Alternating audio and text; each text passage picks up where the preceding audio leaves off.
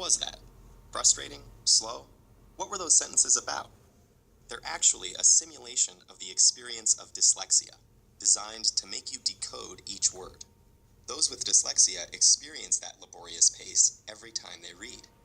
When most people think of dyslexia, they think of seeing letters and words backwards, like seeing B as D and vice versa, or they might think people with dyslexia see saw as was. The truth is, people with dyslexia see things the same way as everyone else. Dyslexia is caused by a phonological processing problem, meaning people affected by it have trouble not with seeing language, but with manipulating it. For example, if you heard the word cat and then someone asked you, remove the C, what word would you have left? At. This can be difficult for those with dyslexia. Given a word in isolation like fantastic, students with dyslexia need to break the word into parts to read it. Fan-tas-tic. Time spent decoding makes it hard to keep up with peers and gain sufficient comprehension. Spelling words phonetically like S-T-I-K for stick and F-R-E-N-S for friends is also common. These difficulties are more widespread and varied than commonly imagined. Dyslexia affects up to 1 in 5 people. It occurs on a continuum. One person might have mild dyslexia, while the next person has a profound case of it. Dyslexia also runs in families.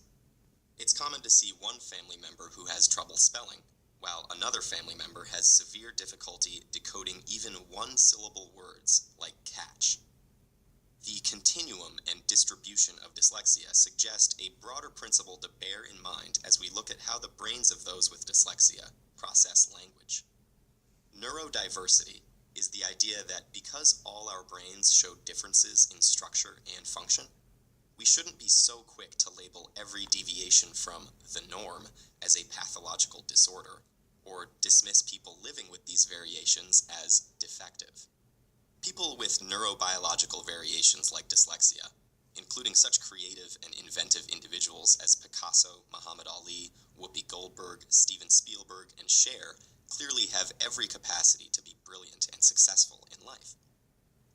So here's the special way the brains of those with dyslexia work. The brain is divided into 2 hemispheres. The left hemisphere is generally in charge of language and ultimately reading, while the right typically handles spatial activities.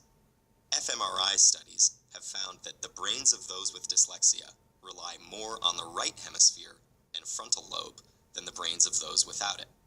This means when they read a word, it takes a longer trip through their brain and can get delayed in the frontal lobe. Because of this neurobiological glitch, they read with more difficulty. But those with dyslexia can physically change their brain and improve their reading.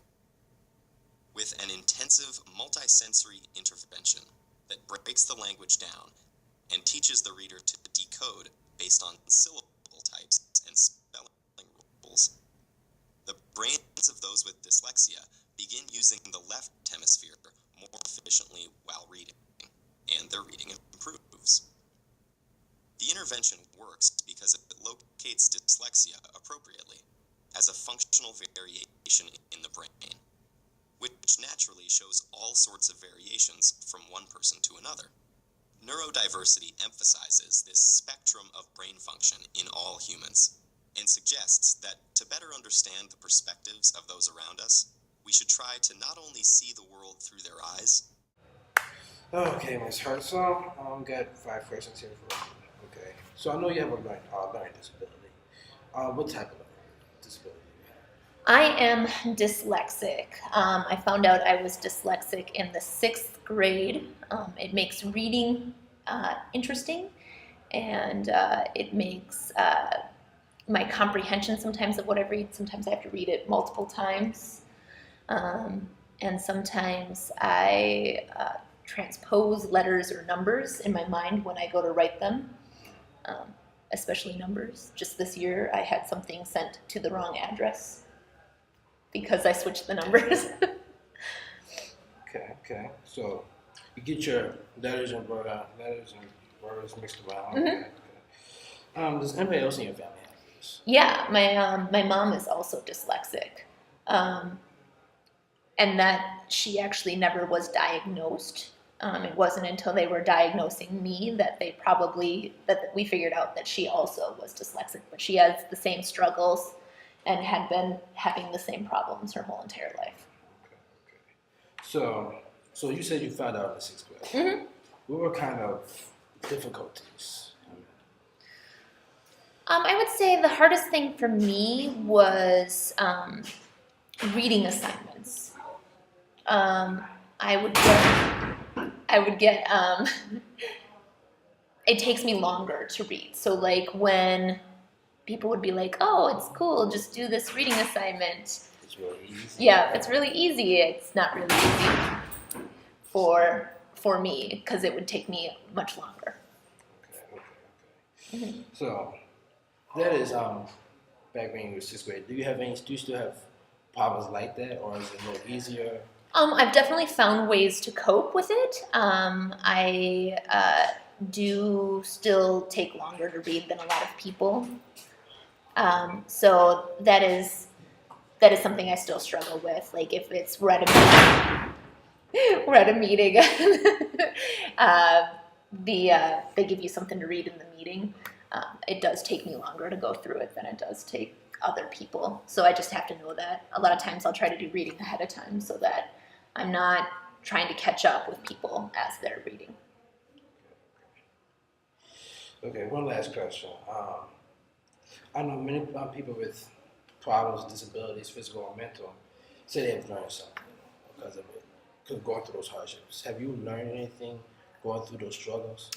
Yeah, I think that my learning disability actually has been a huge benefit to me in some ways, because I remember things I read a lot better than people who maybe can read faster. So I know that I just once I get it in my head, and it does take a while longer to read it and get it into my head, but once I have it in my head, I can recall really easily. So once I've got it, it's in there, and I just can do that. Okay. Thank you. Okay, you should be. All right. Okay, this is Miss Ryan. She's one of the special education teachers. Okay, Miss Ryan. How you doing today? I'm good. How are you, Toure? I'm not bad. Okay. First question. What made you want to be a special education teacher? Well, I went to school to college to get a degree in sociology because I didn't know what I wanted to be. And while I was in college, I worked with students with disabilities as a part-time job, and some adults with disabilities as a part-time job. And so by the time I figured out what I wanted to do, it was too late to change my major at Winona State. So I finished up my bachelor's degree, and then I went to graduate school at DePaul and went into special education. Okay. What is the hardest thing about teaching kids with special needs or learning disabilities? I think one of the hardest things is that the kids have so many different levels, and so you might have kids that can perform at close to a grade level, and then you might have kids that are really far below grade level. And sometimes you have all those kids in the same class. And even though the classes are smaller, it's hard to meet everybody's needs when their abilities are so all over the place. And I think it's one of the hard things about being a special education teacher too is just figuring out what works for kids. Sometimes that takes a lot of time. And then of course, like I think every teacher, one of the hardest things is when you see kids make poor choices and maybe they don't graduate from school or because of other circumstances don't come back to school. I see. Okay, in your opinion, what is the most important thing to know or to have so that you can best teach kids with learning disabilities? I think just to know that every kid learns differently, and what works for one kid might not work for another. And I think also to have kind of a thick skin, and even if a kid makes you really angry or does something that's kind of mean or inappropriate, to kind of start with a clean slate the next day, which is kind of hard to do because you could take things personally, and when you get teachers get frustrated, and we're human too. So one of the hardest things is coming back every day and saying, okay, we're going to try this again. Let's start over.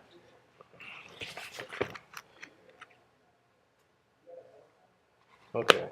So I believe you answered this question already.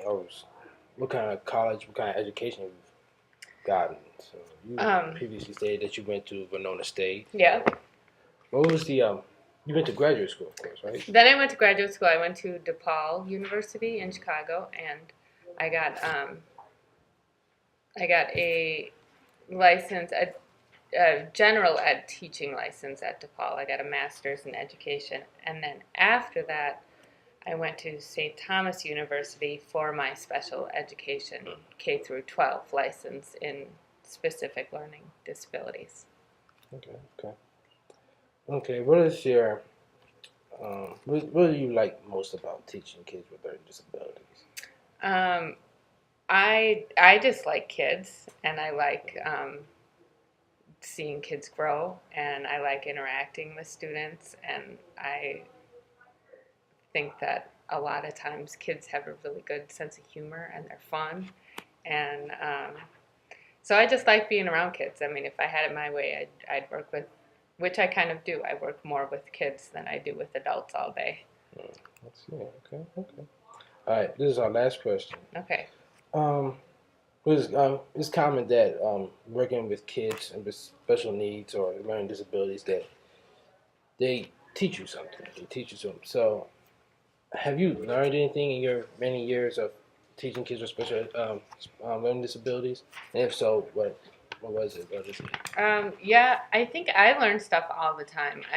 One of the biggest thing that sticks with me is that kids want to be successful, and they want to learn, and they don't always have the tools to do that. And kids make bad choices because they're kids and they're frustrated, and but they also make some really good choices. And I think it's really fun to see kids go from 9th grade to 12th grade and see them mature, and then to just to hear back from them after they've graduated, and to find out what they're doing with their lives, and just to know that they have, once they leave here, they have so many choices.